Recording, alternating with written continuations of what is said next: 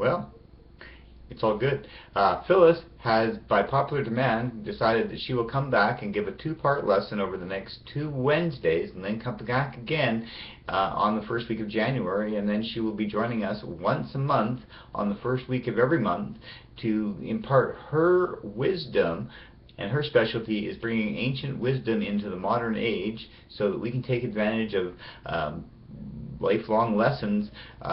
One of my coaches, Diane Hoffman's, always telling us to trace things back to source. So I don't know how old your sources is, but my source, or one of the first gurus I ever met in this existence, her source is 5,000 years old. Let's face it, that's a long time.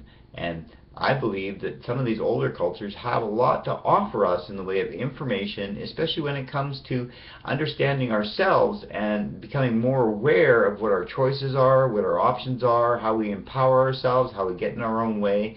One thing I never liked about Western astrology is the fact that it only ever shows you the positive.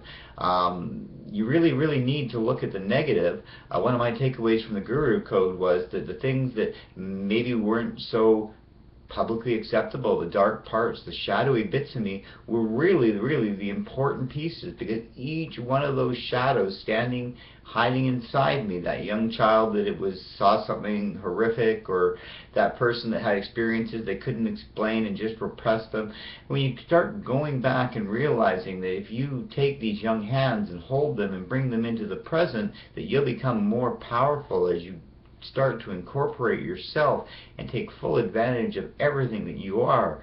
One of the things I've learned, the more you trust yourself, the more trustable you become. Sounds simple. And as Phyllis will explain, it is always the simple things in life that are difficult. If it was complicated and somebody spent hours writing manuals or doing YouTube videos about it and just hounded and picked apart all the details, it would be easy to follow that. But in my experience, the simplest things are the hardest. It's like that whole thing, once you become aware: chop wood, carry water, walk. It's that simple, but it's really not that simple.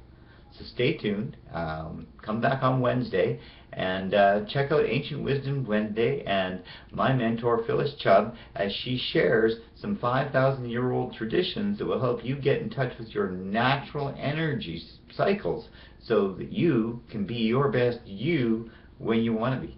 So thank you, take care, and signing off.